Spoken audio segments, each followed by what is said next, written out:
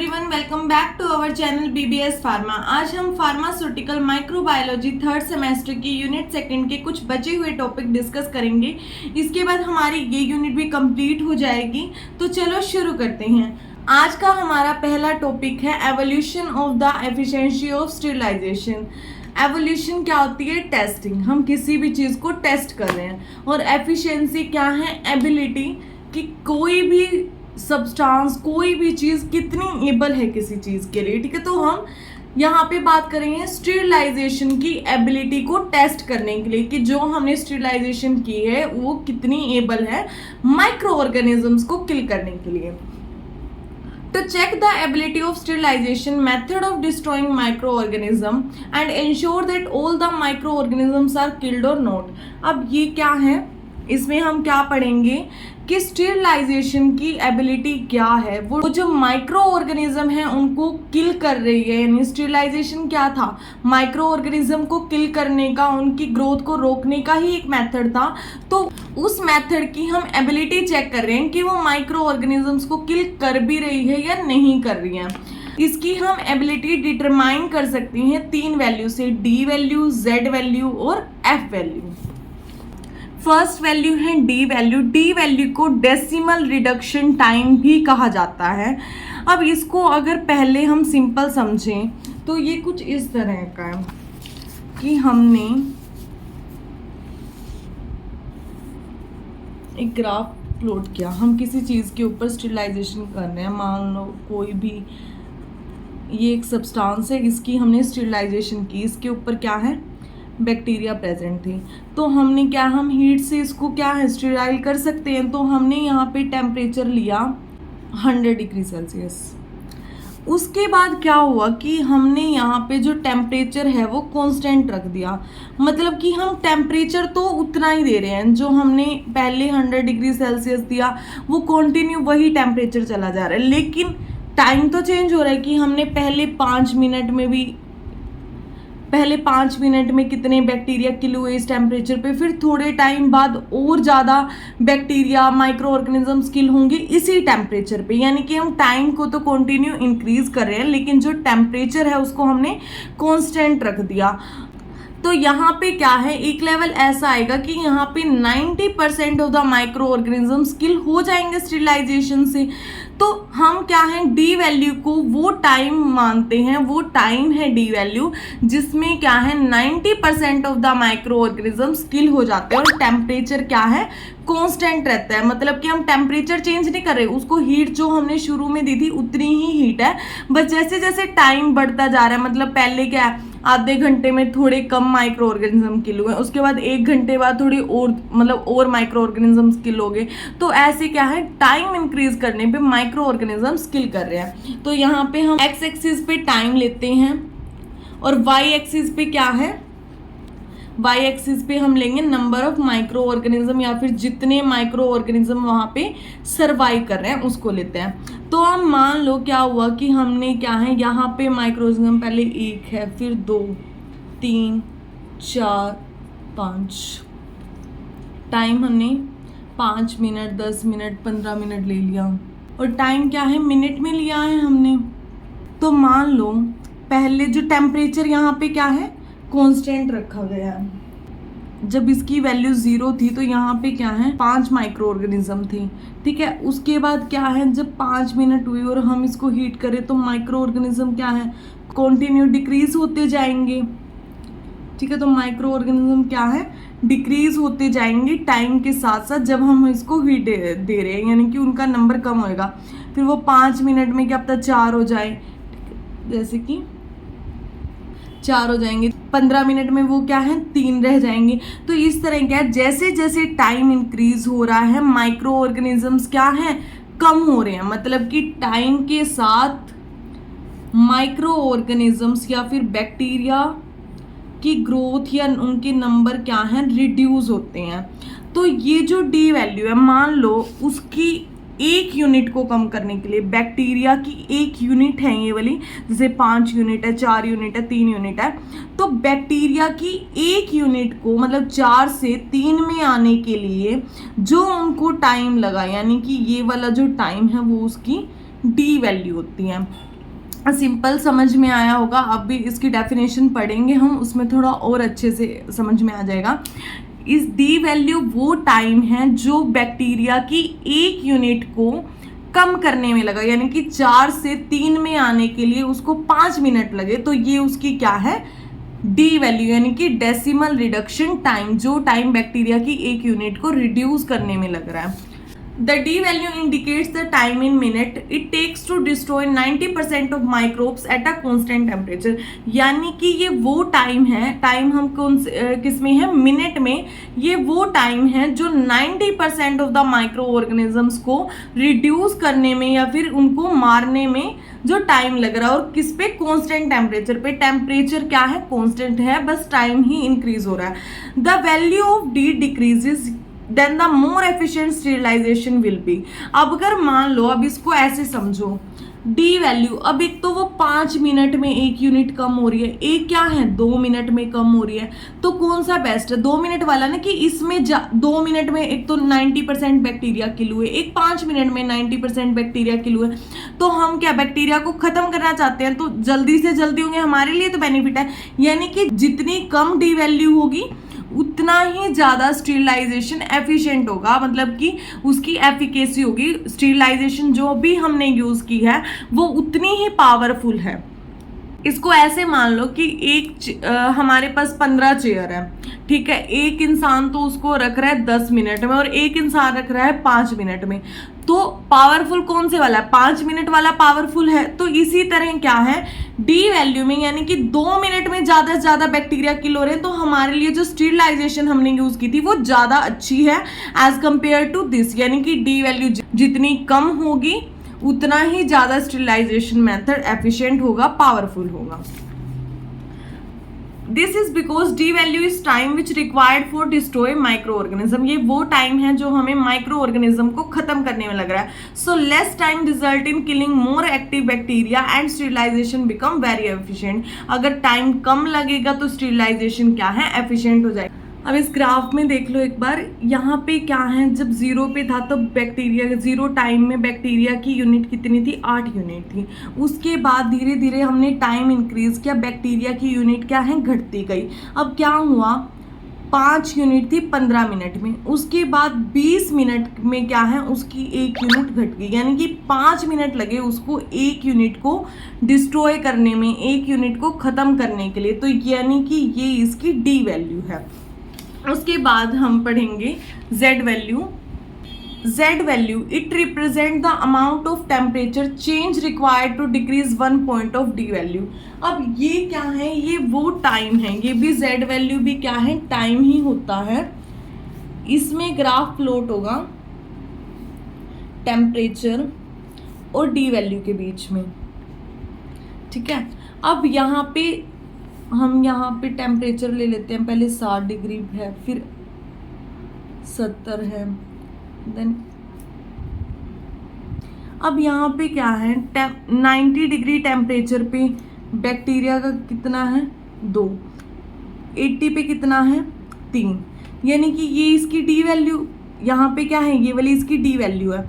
अब जितना टाइम हमें डी वैल्यू को रिड्यूस करने में लगेगा, यानी कि डी वैल्यू जब 5 से क्या है 2 पे चली जाएगी, जो टाइम हमें डी वैल्यू को कम करने के लिए लग रहा है, यानी कि हम जैसे जैसे टेम्परेचर इंक्रीज कर रहे हैं, ज़्यादा बैक्टीरिया किल हो रहे हैं। डी वैल्यू में हमने टेम्परेचर कांस्टेंट रखा था, लेकिन अब इसमें क्या होगा, हम टेम्परेचर को इंक्रीज करते रहेंगे। इंक्रीज करने के बाद क्या होगा, बैक्टीरिया ज़्यादा से ज़्यादा किल होने शुरू होंगे। टेम्परेचर अगर हमने मान लो हमने पानी उबाल रहे हैं, हम गर्म कर रहे हैं, एक तो हम उसको क्या है 40 डिग्री सेल्सियस पे रख रहे हैं कंटिन्यू, उसका वो ज़्यादा टाइम में गर्म होगा। अगर हमने टेम्परेचर इंक्रीज कर दिया वो 60 डिग्री, तो थोड़ा सा टाइम घट जाएगा ना, टेम्परेचर इंक्रीज होने से वो जल्दी गर्म होएगा। और 100 डिग्री सेल्सियस कर देंगे तो और भी जल्दी गर्म होगा, बॉयल हो जाएगा। तो इसी तरह क्या है, जैसे जैसे हम टेम्परेचर इंक्रीज करेंगे तो डी वैल्यू क्या है, डिक्रीज हो जाएगी, टाइम कम लगेगा हमें। इसी तरह तो ये वो टाइम है जो हमें डी वैल्यू को रिड्यूस करने के लिए लग रहा है। Change in the temperature is Z value, जो टेम्परेचर चेंज हो रहा है, यानी कि डी वैल्यू में टेम्परेचर कांस्टेंट था, Z वैल्यू में हमने टेम्परेचर को इंक्रीज किया, टेम्परेचर चेंज करने से डी वैल्यू क्या है, रिड्यूस होने लगी, तो उस टाइम को हम क्या बोलते हैं, Z value. A Z value is inversely proportional to D value. ये क्या है, इनवर्सली प्रोपोर्शनल है डी वैल्यू के। जितनी ज्यादा डी वैल्यू होगी जेड वैल्यू क्या है, कम होती रहेगी। अगर एक तो मान लो यहाँ पे 5 मिनट में वही बैक्टीरिया किल हो रहे थे, 2 मिनट में हो रहे हैं, हमने यहाँ पे टेम्परेचर इंक्रीज किया तो डी वैल्यू खुद ब खुद घटने लगी, डी वैल्यू घटी तो जेड वैल्यू बढ़ने लग गई। Lower D value will result in more efficient sterilization. अब डी वैल्यू क्या है, अगर कम होगी तो जो स्टीरिलाइजेशन है वो क्या है, अच्छी होगी, यानी कि जितनी जल्दी बैक्टीरिया खत्म हो जाएंगे तो उतनी ही हमारी जो स्टीरिलाइजेशन है वो अच्छी रही। As the temperature rise more bacteria are killed. जैसे जैसे हम टेम्परेचर को बढ़ाएंगे ज़्यादा से ज़्यादा बैक्टीरिया किल होंगे and the D value decreases. और इससे क्या होगा, डी वैल्यू डिक्रीज हो जाएगी, यानी टाइम हमें कम लगेगा and the value of Z increases. और जो जेड की वैल्यू है वो इंक्रीज होने लग जाएगी क्योंकि डी की वैल्यू कम हो रही है और टेम्परेचर बढ़ रहा है। अब इसमें देखो ये टेम्परेचर है, ये यहाँ पे हमारे पास डी वैल्यू है, डी वैल्यू हमारे पास मिनट में होनी चाहिए और टेम्परेचर हमने सेल्सियस में लिया है। अब हमने देखा कि 10 मिनट में क्या है, 100 डिग्री सेल्सियस था और 15 मिनट पे 90 डिग्री सेल्सियस था, यानी कि जैसे जैसे हमने टेम्परेचर इंक्रीज किया डी वैल्यू क्या है, रिड्यूस हो रही है। इसमें देखो जैसे कि 0 पे था, 0 पे क्या है, 0 मिनट पे टेम्परेचर कितना था, 120 लग रहा था, हमने क्या है टाइम थोड़ा और बढ़ाया, यहाँ पे 5 मिनट में 110 लगने लग गया, उसके बाद 10 में कितना है, 100 डिग्री सेल्सियस लगने लग गया और 15 में क्या है, 90 डिग्री सेल्सियस। यानी कि जैसे जैसे हम टेम्परेचर बढ़ा रहे हैं वैसे वैसे क्या है, डी वैल्यू रिड्यूस हो रही है, यानी कि डी की वैल्यू कम होती है टेम्परेचर इंक्रीज करने से। सिंपल सी बात है, हमें अगर किसी चीज को गर्म करना है, किसी चीज में से बैक्टीरिया किल कर रहे हैं, हम जितना ज्यादा टेम्परेचर बढ़ाते रहेंगे बैक्टीरिया उतने ही किल होते रहेंगे, उतनी फास्टली बैक्टीरिया क्या है, किल होंगे। तो ये वैल्यू क्या है, ये वो टाइम है जो हमें डी वैल्यू को कम करने के लिए लगता है। देन नेक्स्ट है F value. It is the time which is required to kill bacterial spores through heating. ये वो टाइम है, टाइम हमें मिनट में लेना है, जो बैक्टीरियल स्पोर्स को किल करने में लगता है हीट के through.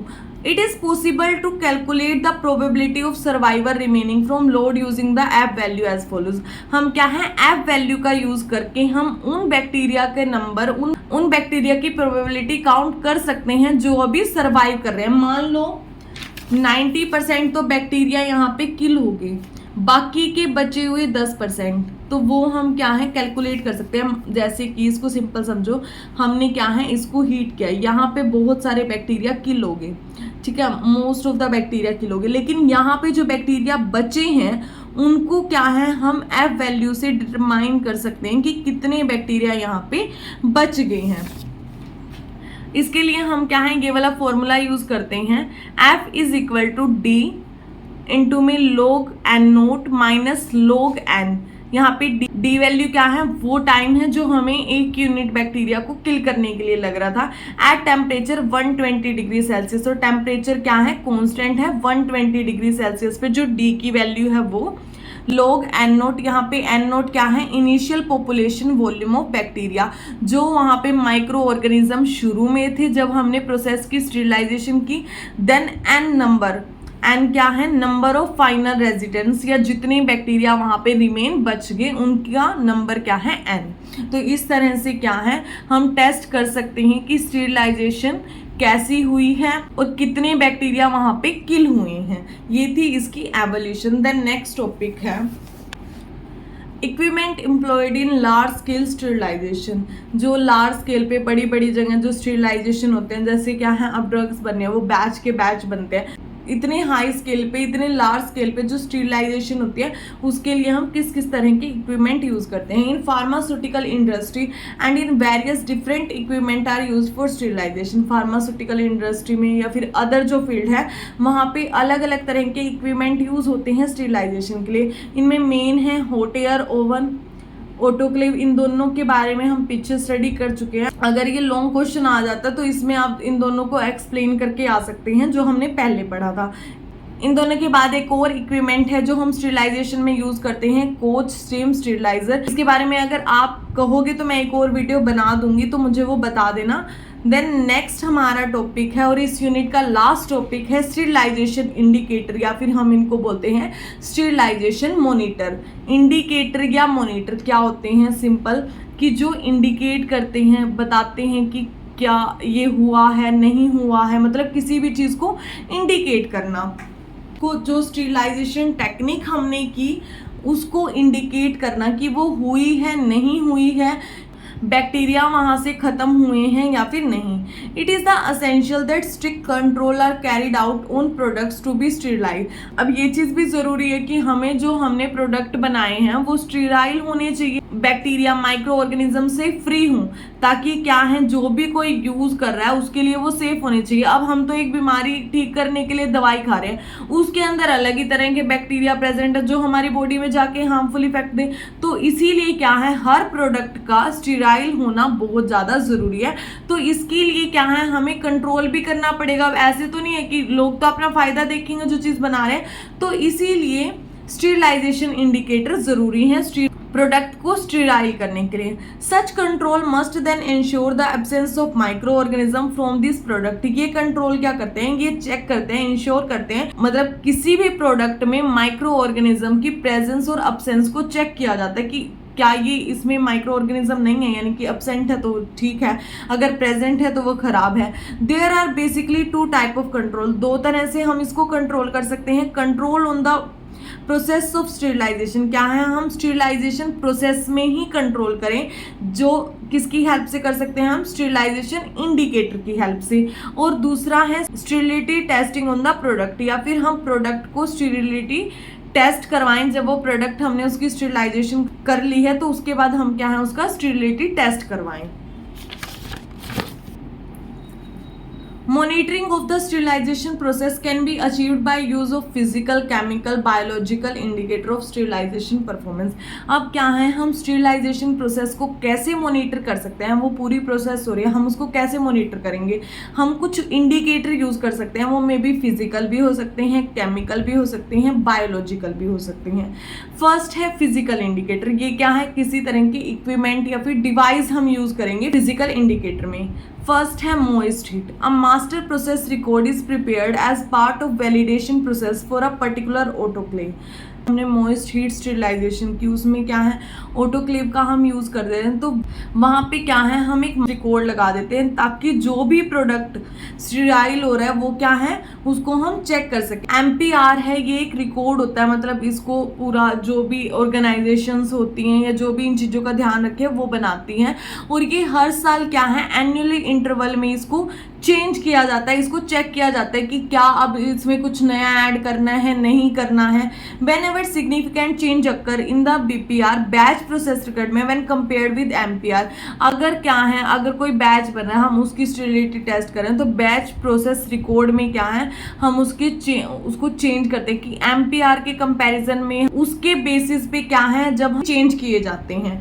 Micro processor controlled sterilization cycle are now a part of modern autoclave. Microprocessor जो है अब मॉडर्न ऑटोक्लेव का पार्ट बन चुका है, जो हम स्टेरिलाइजेशन में यूज करते हैं ताकि बेस्ट प्रोडक्ट आए, स्टेराइल प्रोडक्ट हो, उसमें किसी भी तरह के माइक्रो ऑर्गेनिजम्स ना हो। नेक्स्ट है dry heat. In dry heat sterilization process a temperature record chart is made up of each sterilization technique and it is compared against master temperature record. अब हम क्या करेंगे, जब हम ड्राई हीट स्टेरिलाइजेशन कर रहे हैं तो क्या करेंगे, हम वहाँ पे एक टेम्परेचर रिकॉर्ड चार्ट बना लेंगे जिसमें क्या है हम टेम्परेचर को रिकॉर्ड करते रहते हैं पूरी जब जो साइकिल चल रही है स्टेरिलाइजेशन की उसके टाइम पे, और उसको हम क्या है मास्टर टेम्परेचर रिकॉर्ड से कंपेयर करते हैं। मतलब मान लो क्या हुआ, पूरी स्टेरिलाइजेशन हुई है तो हमने एक टेम्परेचर रिकॉर्ड चार्ट बनाया, उसमें हमने वो टेम्परेचर लिखते गए जो क्या है आ रहा है। फिर उसके बाद क्या है हम मास्टर टेम्परेचर रिकॉर्ड से, ये क्या है कोई भी कंट्रोलर है मतलब पूरे इंडिया में है वर्ल्ड में जो भी इसको बनाता है, ये रेफरेंस हो गया एक तरह से। तो इसके साथ क्या है, इसमें उस टेम्परेचर रेंज को हम चेक कर लेते हैं ताकि हमें पता चल जाए कि कुछ इधर इस वाले से रेफरेंस रेंज से इधर उधर तो नहीं हो रहा है हमारा टेम्परेचर, तो हमें पता चल जाएगा कि स्टेरिलाइजेशन के टाइम कुछ तो गड़बड़ हो रही है। उसके बाद क्या है, गैसियस मेथड।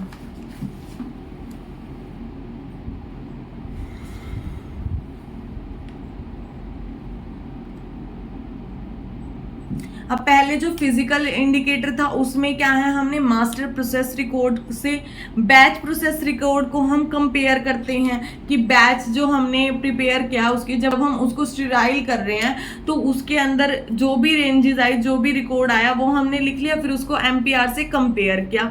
उसके बाद ड्राई हीट में हमने क्या किया, टेम्परेचर का एक रिकॉर्ड चार्ट बना लिया और फिर हमने उसको क्या है एम्पियर से कंपेयर किया। अब नेक्स्ट है gaseous method. For gaseous sterilization procedure, elevated temperature are monitored for each sterilization। अब हम क्या करेंगे, जब हम गैसियस स्टेरिलाइजेशन कर रहे हैं, जैसे हमने पढ़ी थी पीछे जो मेथड था, उसमें क्या है, हम स्टेरिलाइजेशन के टाइम पे एलिवेटेड टेम्परेचर, जो हाई टेम्परेचर होगा ना उसको रिकॉर्ड करते जाते हैं, उसको मॉनिटर कर रहे हैं कि यहाँ पे टेम्परेचर हाई आया है, यहाँ पे ठीक है, तो उसको हम जो हाई टेम्परेचर है उसको हम मॉनिटर करते रहते हैं पूरी प्रोसेस के दौरान।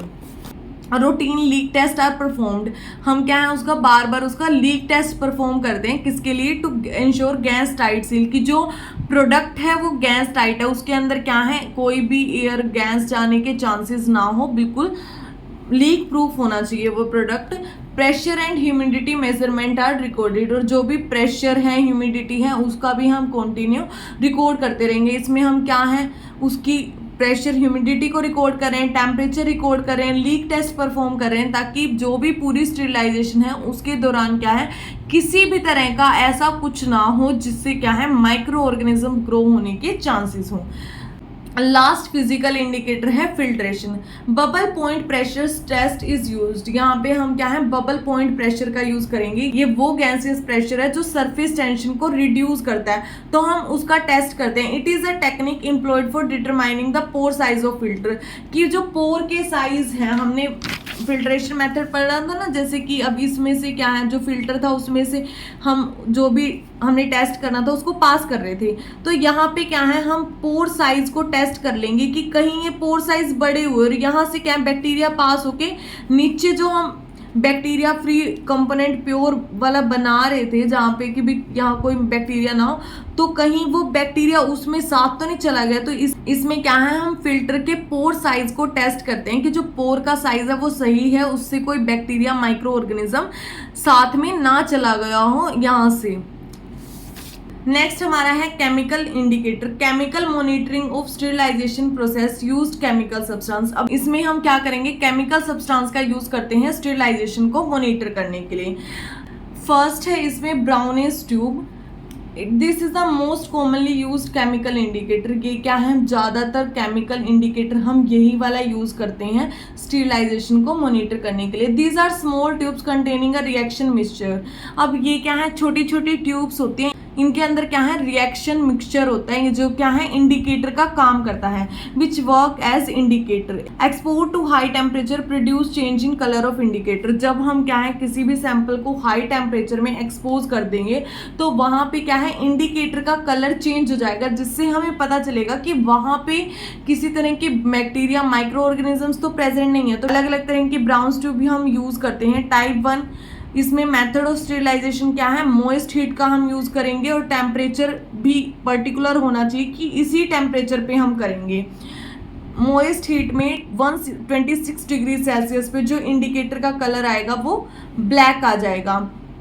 सेकेंड टाइप में जो स्टेरिलाइजेशन मेथड है वो है high vacuum moist heat sterilization method use करेंगे और टेम्परेचर कितना रखा जाता है 130 डिग्री सेल्सियस पे। यहाँ पे क्या है जो स्पोर्स बनेंगे वो किस तरह के, जो सैंपल होगा उसके अंदर जो भी हमने स्टेराइल करना है प्रोडक्ट उसके अंदर येलो कलर के स्पॉट बनने शुरू हो जाते हैं। थर्ड टाइप है टाइप 3 स्टेरिलाइजेशन मेथड है ड्राई हीट मेथड हम यूज करेंगे कितने टेम्परेचर पे 160 डिग्री सेल्सियस पे, और जो इंडिकेटर का कलर आता है वो ग्रीन कलर का आएगा, मतलब ग्रीन से स्पॉट बनेंगे सैंपल में। देन टाइप 4 में हम स्टेरिलाइजेशन कौन सी यूज करते हैं, इंफ्रारेड कन्वेयर, और इसमें टेम्परेचर होता है 180 डिग्री सेल्सियस, और जो इंडिकेटर कलर देता है वो ब्लू कलर के स्पॉट बनने शुरू होते हैं, जिससे हमें क्या है स्टेरिलाइजेशन का पता चलता रहता है। नेक्स्ट है witness tube.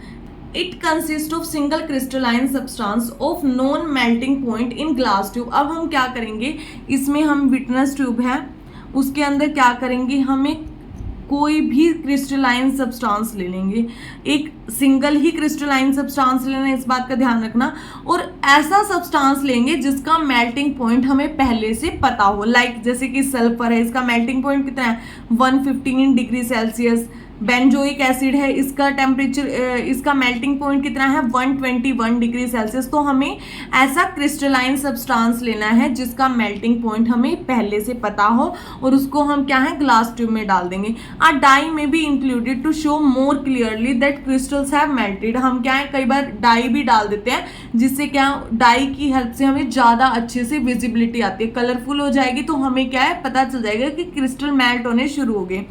Such device only indicate that certain temperature has been reached. ऐसे जो इंडिकेटर हम यूज कर रहे हैं डिवाइस, वो क्या है उस मैक्सिमम या जो टेम्परेचर है उसकी सर्टेन लिमिट को बता देता है। मान लो यहाँ पे क्या है कि 40 डिग्री सेल्सियस है, 60 डिग्री सेल्सियस है, तो ये हमें बता देगा कि इस टेम्परेचर पे वो पहुंच चुका है। जो भी सर्टेन टेम्परेचर हमें चाहिए जहाँ पे क्या है वो सब्सटेंस मेल्ट हो रहा है, मान लो वो कितने पे हो रहा है, जैसे हमने बेंजोइक एसिड पढ़ा, ये कितने पे है 121 डिग्री सेल्सियस पे मेल्ट होता है बेंजोइक एसिड,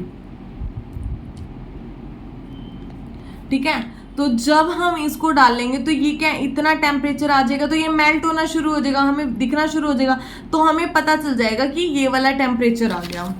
तो ये दोनों ही हमें केमिकल इंडिकेटर में पढ़ने हैं। नेक्स्ट है बायोलॉजिकल इंडिकेटर। इसमें हम क्या है किसी माइक्रो ऑर्गेनिजम्स का ही यूज करते हैं माइक्रो ऑर्गेनिज्म को चेक करने के लिए। It consist of suitable microorganism to check sterilization, यानी कि स्टेरिलाइजेशन को चेक करने के लिए हम कोई सुटेबल माइक्रो ऑर्गेनिज्म है उसका हम यूज करेंगे। In this method, spores of microorganisms are exposed to sterilization condition and added to media and incubated। अब हम क्या करेंगे इसमें, ऐसे देखो क्या होगा कि हमने क्या है ये मीडियम है, इसको हम स्टेराइल करने वाले हैं, इसके अंदर कुछ माइक्रो ऑर्गेनिजम्स पहले से प्रेजेंट हैं। अब हमने क्या किया, इसके अंदर खुद से कुछ माइक्रो ऑर्गेनिजम्स डाल दिए, ठीक है। उसके बाद हमने क्या है इसको स्टेरिलाइजेशन के लिए डाल दिया कि हमने इसको स्टेरिलाइजेशन होने दी। देन इसके बाद हम इसको क्या करेंगे इंक्यूबेट करते हैं। इसका मतलब क्या है, हम इसको वही टेम्परेचर पीएच देते हैं जो इन बैक्टीरिया को ग्रोथ के लिए चाहिए। उसके बाद हम यहाँ पे इसको टेस्ट करेंगे, ठीक है। ये सैंपल आ गया, अगर तो इसके अंदर ये वाले माइक्रो ऑर्गेनिज्म जो हमने डाल ले थे वो मिल के तो स्टेरिलाइजेशन फेल होगी। अगर ये वाले माइक्रो ऑर्गेनिज्म हमें यहाँ पे नहीं मिले तो स्टेरिलाइजेशन क्या है पास होगी। सिंपल देखो इसको एक बार दोबारा, जो भी मीडियम हमने स्टेराइल करना वो ले लिया, उसके अंदर माइक्रो ऑर्गेनिज्म पहले से प्रेजेंट है। उसके बाद हमने यहाँ पे क्या किया, खुद से कुछ माइक्रो ऑर्गेनिजम्स डाल दिए। अब यहाँ पे हमने स्टेरिलाइजेशन होने दी इसकी, ठीक है। स्टेरिलाइजेशन होने के बाद हमने क्या किया, उस टेम्परेचर और उस पीएच में रखा, इसको वही कंडीशन दी जो इसको बैक्टीरिया को ग्रो होने के लिए चाहिए, ठीक है। तो यहाँ पे हमने इसको इंक्यूबेट होने दिया। अब हम यहाँ देखेंगे अगर यहाँ पे माइक्रो ऑर्गेनिज्म की कॉलोनी बन रही है, बैक्टीरिया की कॉलोनी बनने लगी, तो इसका मतलब ये स्टेरिलाइजेशन फेल होगी, यानी कि यहाँ पे माइक्रो ऑर्गेनिज्म किल हुए ही नहीं थे। और अगर किल हो गए वो माइक्रो ऑर्गेनिज्म जो हमने डाले थे वो भी हमें नहीं मिले, इसका मतलब तो ये वाले भी किल हो गए होंगे और ये वाले भी किल हो गए होंगे, ठीक है। अगर हमें नहीं मिले तो इनका मतलब क्या है, इसका मतलब क्या है स्टेरिलाइजेशन पास होगी, क्योंकि हमने ऐसे माइक्रो ऑर्गेनिज्म डाले जो जिनका हमें पता था, ठीक है। इनका हमें पता है तो इस बाद में इनको टेस्ट करेंगे तो हमें पता चल जाएगा ना कि हमने जो डाले हैं वो बच रहे हैं या नहीं बच रहे हैं। तो इस तरह से हम क्या है बायोलॉजिकल इंडिकेटर का, यानी खुद से माइक्रो ऑर्गेनिजम्स को ऐड करके फिर उसको स्टेराइल करते हैं, हमें फिर उसको इंक्यूबेट करते हैं। इंक्यूबेट करने के बाद अगर वहाँ माइक्रो ऑर्गेनिज्म है तो इसका मतलब स्टेरिलाइजेशन नहीं हुई, अगर नहीं है तो स्टेरिलाइजेशन होगी। In this method, spores of microorganisms are exposed to sterilization condition and added to medium and incubated. हम क्या करेंगे, स्टेरिलाइजेशन कंडीशन में बैक्टीरियल स्पोर्स को डालते हैं, उसके बाद उसको मीडियम में डालते हैं और इंक्यूबेट करने के लिए रख देते हैं। If growth of bacterial spores occur, अगर वहाँ पे बैक्टीरिया स्पोर्स की ग्रोथ हुई, it indicate sterilization is failed, इसका मतलब स्टेरिलाइजेशन तो फेल होगी। And if there is bacterial spores are not grow, अगर वहां पे किसी भी तरह के बैक्टीरिया ग्रो नहीं की, it indicate sterilization is successfully done, इसका मतलब स्टेरिलाइजेशन अच्छे से हुई है। Different biological indicator for monitoring sterilization process, अलग अलग तरह के बायोलॉजिकल इंडिकेटर यानी कि माइक्रो ऑर्गेनिज्म हम यूज करते हैं स्टेरिलाइजेशन प्रोसेस को मॉनिटर करने के लिए। Sterilization process autoclave at 121 degree Celsius, जब हम ऑटोक्लेव में स्टेरिलाइजेशन कर रहे हैं तो हम बैक्टीरिया यूज करेंगे बैसिलस स्टीरियोथर्मोफिलेज, इसकी डी वैल्यू कितनी होगी 1.5 मिनट, यानी कि 1.5 मिनट के अंदर ये पूरी एक यूनिट को खत्म करता है बैक्टीरिया की। ड्राई हीट अगर हम मेथड यूज करते हैं तो कौन सी स्पीशीज हम यूज कर रहे हैं, क्लोस्ट्रीडियम स्पोरोजिनस, इसकी डी वैल्यू कितनी है 0.8 मिनट। इथाइलिन ऑक्साइड हम अगर यूज कर रहे हैं स्टेरिलाइजेशन के लिए तो हम बैक्टीरिया कौन सा यूज करेंगे, बैसिलस वार्डनिगेर, इसकी डी वैल्यू है 5 to 10 मिनट। आयनाइजेशन रेडिएशन का अगर हम यूज कर रहे हैं तो उसकी स्पीशीज कौन सी यूज करेंगे हम माइक्रो ऑर्गेनिज्म की, बैसिलस प्यूमिलस। अगर स्टेरिलाइजेशन प्रोसेस हम मेम्ब्रेन फिल्टर का यूज कर रहे हैं स्टेराइल करने के लिए किसी भी चीज को, तो उसके लिए हम कौन सी माइक्रो ऑर्गेनिज्म की स्पीशीज यूज करते हैं, सुडोमोनास डायमिनेटा। तो इसके लिए क्या है, ये अलग अलग तरह के मेथड के लिए अलग अलग तरह के हम बैक्टीरिया या फिर माइक्रो ऑर्गेनिज्म का यूज़ करते हैं कि स्टेरिलाइजेशन को इंडिकेट करने के लिए। इसी के साथ आज हमारी ये यूनिट कंप्लीट होती है। आई होप आप सबको अच्छे से समझ में आया हो। ऐसी ही और वीडियो के लिए हमारे चैनल को सब्सक्राइब करें। Thank you everyone.